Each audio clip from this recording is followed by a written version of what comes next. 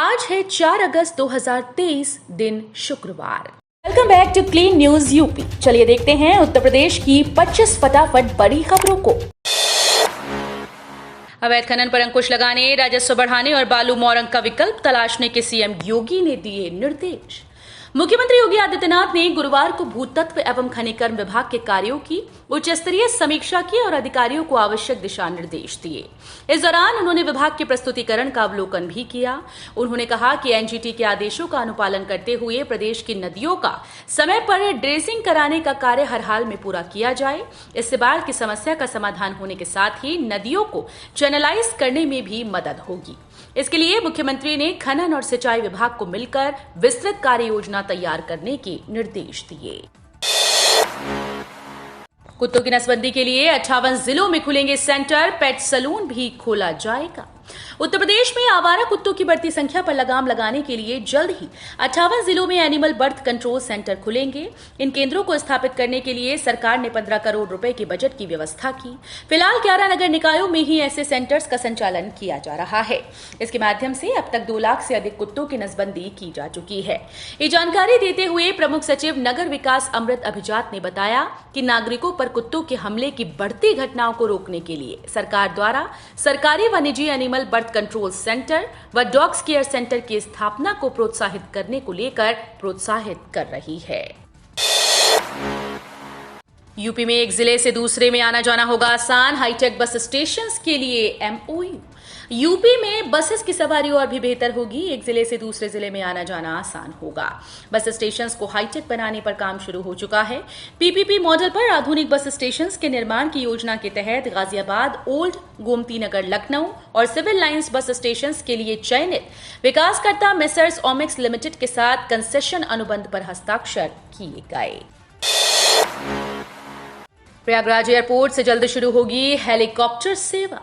उत्तर प्रदेश में तीसरे नंबर पर शुमार प्रयागराज एयरपोर्ट का और विस्तार किया जा रहा है। प्रयागराज एयरपोर्ट से जल्द ही हेलीकॉप्टर की सुविधा शुरू करने की तैयारी है।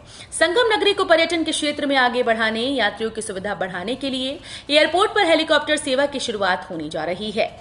सूबे के सभी एयरपोर्ट्स को एक दूसरे से जोड़ने, ज्यादा से ज्यादा सुविधा विकसित करने के आदेश सीएम ने दिए हैं। सिविल सेवा निःशुल्क कोचिंग के आवेदन की प्रक्रिया शुरू। संस्कृत संस्थान की ओर से मांगे गए आवेदन। उत्तर प्रदेश संस्कृत संस्थान ने अपने 5वें सत्र की तैयारियां शुरू कर दी हैं। इसके लिए विभाग की ओर से अभ्यर्थियों से 1 अगस्त से ऑनलाइन आवेदन पत्र मांगे गए। ये प्रक्रिया 31 अगस्त तक चलेगी। इसके बाद 5वें सत्र के लिए सितंबर के अंत तक प्रवेश परीक्षा और साक्षात्कार का आयोजन किया जाएगा। वहीं अक्टूबर में 5वें सत्र की शुरुआत कर दी जाएगी। मालूम हो कि योगी सरकार की संस्कृत को बढ़ावा देने की पहल का नतीजा है कि लोगों का संस्कृत की ओर रुझान बढ़ने लगा है। अडानी ग्रुप कानपुर में बनाएगा टोट तोपों की सीरीज, निर्यात भी करेगा। अचूक मारक क्षमता के लिए मशहूर टोट सीरीज की तोपों का उत्पादन कानपुर में होगा। Adani group Kanpur defence corridor में टोट सीरीज की 120 mm, 125 mm और 130 mm टोट फील्ड गन की 3 फैक्ट्रीज लगाने जा रहा है। अब इस स्टेशन पर भी रुकेगी गोरखपुर बांद्रा साप्ताहिक एक्सप्रेस ट्रेन। भारतीय रेलवे यात्रियों को सुगमता से अपने गंतव्य तक पहुंचाने के लिए एक तरफ जहां तमाम तरह की आधुनिक तकनीक बदलाव कर रही है, वहीं दूसरी तरफ यात्री सुविधाओं के मद्देनजर अलग अलग स्टेशंस पर ट्रेन के ठहराव का भी प्रबंध कर रहा है, ताकि लोगों को ट्रेन पकड़ने के लिए दूर दराज के स्टेशंस पर न जाना पड़े। इस क्रम में रेलवे प्रशासन द्वारा यात्रियों की सुविधा के लिए गोरखपुर से बांद्रा टर्मिनस के बीच चलने वाली गाड़ी संख्या 22921/22922 गोरखपुर बांद्रा टर्मिनस गोरखपुर साप्ताहिक एक्सप्रेस का 2 मिनट का प्रायोगिक ठहराव तुलसीपुर स्टेशन पर देने का फैसला किया गया है। यूपी के जिले में मदरसे पर चला योगी सरकार का बुलडोजर, कई अवैध दुकानों को भी किया गया ध्वस्त। यूपी में अवैध तरीके से बनाई गई प्रॉपर्टी पर योगी सरकार का एक्शन जारी है। बरेली जिले के तहसील नवाबगंज के गांव रूपपुर पैगा में शिक्षा विभाग की जमीन पर कब्जा करके बनाए मदरसे और 1 दर्जन दुकानों का प्रशासन ने गुरुवार सुबह बुलडोजर चला दिया। इस दौरान वहां पर सीओ नवाबगंज समेत बड़ी तादाद में पुलिस बल मौजूद रहा। पर्यटकों को चंदौली में दिसंबर तक मिलेगा पर्यटन का नया डेस्टिनेशन। पर्यटकों को चंदौली में जल्द मिलेगा पर्यटन का नया डेस्टिनेशन। उत्तर प्रदेश की योगी सरकार पूर्वांचल के हिल स्टेशन चंदौली में टूरिस्ट स्पॉट डेवलप कर रही है। वाराणसी की सीमा से सटे जिले चंदौली में और वाटाड़ प्राकृतिक वाटरफॉल, दुर्लभ प्रागैतिहासिक शैल चित्र और अन्य प्राकृतिक सौंदर्य से भरी पड़ी है, जो इको पर्यटन की दृष्टि से काफी महत्वपूर्ण है। और वाटाड़ का प्राकृतिक सौंदर्य 2 करोड़ की लागत से निखारा जा रहा है। राम जन्मभूमि के आसपास के घरों को लेकर हुआ बड़ा फैसला। योगी सरकार ने कर दिया ये ऐलान। अत्याधुनिक शहर बनाने की दिशा में लिए गए निर्णय के तहत राम जन्मभूमि के आसपास के घरों की छतों पर कैफेटेरिया विकसित किए जाएंगे। अयोध्या के मंडलायुक्त गौरव दयाल ने गुरुवार को बताया कि मंदिर स्थल के आसपास के क्षेत्रों को ऐतिहासिक महत्व वाले चिन्हों से सजाया जाएगा और जन्मभूमि पथ और भक्ति पथ पर आसपास के घरों की छतों पर विशेष कैफेटेरिया विकसित किए जाएंगे। अयोध्या प्रशासन से जुड़े अधिकारियों के मुताबिक अयोध्या विकास प्राधिकरण इच्छुक मकान मालिकों को एजेंसीज के साथ एक संवेदनात्मक व्यवस्था के माध्यम से अपने घरों का सर्वेक्षण कराने और छत पर कैफेटेरिया बनाने के लिए प्रोत्साहित करेगा। नोएडा एयरपोर्ट के बाद फिल्म सिटी प्रोजेक्ट 6 महीनों में जमीन पर उतरेगा। किसानों को नहीं होगी कोई दिक्कत। योगी आदित्यनाथ ने कहा कि फिल्म सिटी प्रोजेक्ट को आगामी 6 महीनों के भीतर धरातल पर उतारा जाए। इस दौरान यमुना विकास प्राधिकरण के अफसर भी बैठक में योगी आदित्यनाथ के सामने मौजूद रहे। नोएडा इंटरनेशनल एयरपोर्ट के बाद फिल्म सिटी योगी आदित्यनाथ का ड्रीम प्रोजेक्ट है। खुली आंखों से सपना देखना छोड़ दें। ओम प्रकाश राजभर ने शिवपाल यादव को बताया दगा कारतूस। सुहेलदेव भारतीय समाज पार्टी के राष्ट्रीय अध्यक्ष ओम प्रकाश राजभर ने सपा नेता शिवपाल यादव के बयान पर पलटवार किया। सुबह सपा नेता ओम प्रकाश राजभर ने शिवपाल यादव को दगा कारतूस बताते हुए कहा कि वो दिन में खुली आंखों से सपना देखना छोड़ दें। पूरे देश में पीएम मोदी के पक्ष में प्रचंड लहर चल रही है। इसके साथ ही सुबह सपा नेता ने कहा कि लोकसभा चुनाव में सपा 50 सीट तो क्या 5 सीट भी नहीं जीत पाएगी। बसेगा न्यू मेरठ सिटी, रैपिड और हाईवे से सुगम होगा दिल्ली नोएडा गुड़गांव आना जाना। मेरठ शहर में रफ्तार ले रहा रैपिड निर्माण का काम और चारों ओर फैल रहे हाईवे के जाल के बाद मेरठ के निवासियों को काम के लिए दूसरे शहर में रहने की जरूरत नहीं होगी। दिल्ली नोएडा गुड़गांव हापुड़ तक जाने की सुगमता मिलने के बाद मेरा लोगों की आवास की जरूरतों को शहर में ही पूरा करेगा। ज्ञानवापी मामले में बड़ा फैसला, मुस्लिम पक्ष को झटका। आज से शुरू होगा एएसआई का सर्वे। इलाहाबाद हाईकोर्ट ने ज्ञानवापी मस्जिद परिसर की एएसआई का सर्वे को लेकर गुरुवार को बड़ा फैसला सुनाया। कोर्ट ने अंजुमन इंतजामिया मस्जिद कमेटी की याचिका को खारिज कर दिया। साथ ही ज्ञानवापी परिसर के भारतीय पुरातत्व सर्वेक्षण सर्वे को हरी झंडी दी। अब आज से सर्वे शुरू होगा।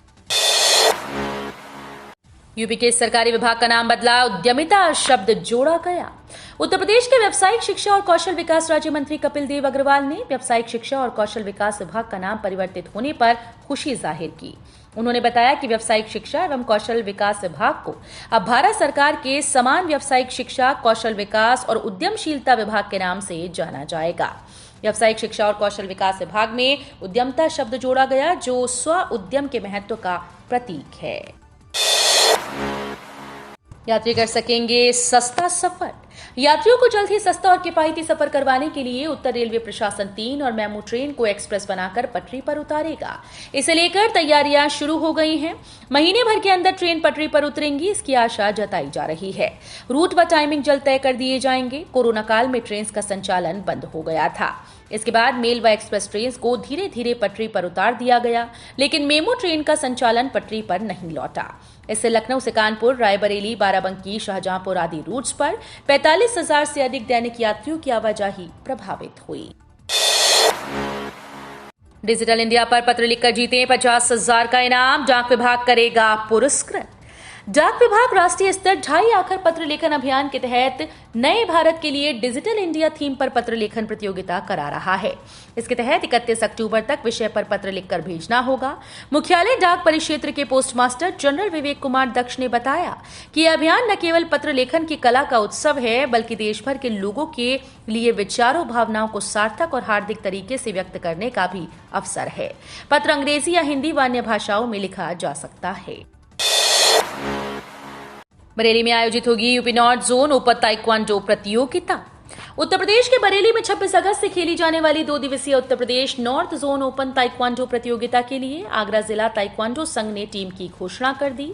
संघ के अध्यक्ष डॉक्टर एमसी शर्मा ने बताया कि फाइट और पूम से दोनों वर्गों में खेली जाने वाली प्रतियोगिता के लिए जिले के ताइक्वांडो टीम में विभिन्न भार वर्गों के लिए बालक एवं बालिका वर्ग में 17 से 26 खिलाड़ियों का चयन किया गया है।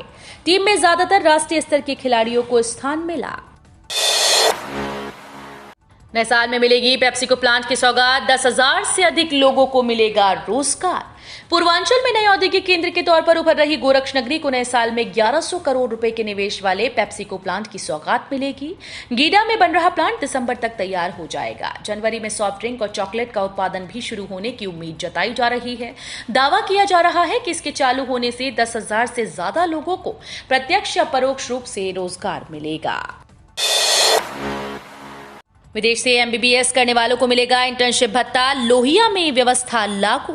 विदेश से एमबीबीएस करने वाले छात्रों के लिए खुशखबरी है। इंटर्नशिप के दौरान अन्य एमबीबीएस छात्रों की भांति भत्ता प्रदान किया जाएगा। इसका आदेश चिकित्सा शिक्षा महानिदेशालय की तरफ से जारी कर दिया गया। लखनऊ में लोहिया संस्थान में एमबीबीएस की 200 सीट्स हैं। केजीएमयू में एमबीबीएस की 250 सीट्स। 4 साल की पढ़ाई पूरी करने के बाद एमबीबीएस छात्रों को 1 साल की इंटर्नशिप करनी होती है। इस दौरान छात्रों को इंटर्नशिप भत्ता दिया जाता है। विदेश से एमबीबीएस करने वाले छात्र भारत में इंटर्नशिप कर सकते हैं। सांसद संघमित्रा ने दिया स्वामी प्रसाद मौर्य को फिर भाजपा में लाने के संकेत। बदायूं से भाजपा सांसद संघमित्रा मौर्य ने कहा कि यदि पार्टी निर्देश देगी तो वो अपने पिता और सपा महासचिव स्वामी प्रसाद मौर्य को फिर से पार्टी में लाने का प्रयास करेंगी। उन्होंने कहा कि पार्टी में उन्हें जो भी दायित्व दिया है उसे पूरा किया है। एक चैनल को दिए इंटरव्यू में संघमित्रा ने कहा कि उनके पिता के साथ पारिवारिक दूरियां तो नहीं है, लेकिन राजनीतिक दूरियां हैं। उन्होंने कहा कि कौन चाहता है कि एक पिता और बेटी के बीच दूरियां हों। दिल्ली अध्यादेश बिल पर लोकसभा में अमित शाह बोले, केंद्र को कानून बनाने का पूरा अधिकार। दिल्ली अध्यादेश से जुड़े बिल पर गुरुवार को लोकसभा में चर्चा शुरू हुई। इस दौरान केंद्रीय गृह मंत्री अमित शाह ने लोकसभा में बताया कि ये बिल क्यों जरूरी है। साथ ही उन्होंने आप सरकार पर जमकर हमला बोला। दिल्ली सेवा विधेयक को लेकर अमित शाह ने कहा कि संविधान में ऐसे प्रावधान हैं जो केंद्र को दिल्ली के लिए कानून बनाने की अनुमति देते हैं। विपक्ष ने बिल को सुप्रीम कोर्ट के आदेश के खिलाफ बताया, लेकिन ऐसा नहीं है। परिवार में न्याय नहीं कर पा रहे यूसीसी पर सीएम योगी आदित्यनाथ की प्रतिक्रिया। भारत में समान नागरिक संहिता को लेकर संसद से लेकर कोर्ट में चर्चा चल रही है। इस बीच अब उत्तर प्रदेश के मुख्यमंत्री योगी आदित्यनाथ ने भी यूसीसी को लेकर अपनी प्रतिक्रिया दी। न्यूज एजेंसी एएनआई को दिए एक इंटरव्यू में सीएम योगी आदित्यनाथ ने कहा कि हम सामाजिक न्याय की बात करते हैं और परिवार में न्याय नहीं कर पा रहे। सीएम योगी ने न्यूज एजेंसी एएनआई के पॉडकास्ट में बात करते हुए कहा कि यूसीसी के बारे में दुष्प्रचार अधिक है। उन्होंने कहा कि हम सामाजिक न्याय की बात करते हैं और अपने परिवार में ही न्याय नहीं कर पा रहे।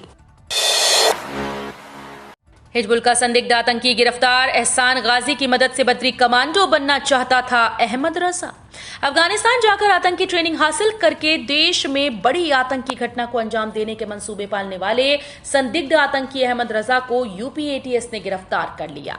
एटीएस की सहारनपुर यूनिट की टीम ने बृहस्पतिवार को अहमद रजा उर्फ शाहरुख उर्फ मोहिद्दीन से पूछताछ के बाद उसे गिरफ्त में लिया। उसके मोबाइल की गैलरी में हथियारों की फोटो, चैट के स्क्रीनशॉट व जिहादी वीडियो मिले। सरकारी बैंकों में खाता रखने वालों को लगा झटका, भेजा जा रहा ये नोटिस। देश के सरकारी बैंक की तरफ से बड़ा फैसला लिया गया। अगर आपका भी सरकारी बैंक में अकाउंट है तो 31 अगस्त के बाद आप पैसों का लेन देन नहीं कर पाएंगे। जी हां, पंजाब नेशनल बैंक ने ग्राहकों को नोटिस जारी कर इस बारे में बताया है। पीएनबी में देश भर के करोड़ों ग्राहकों का खाता है।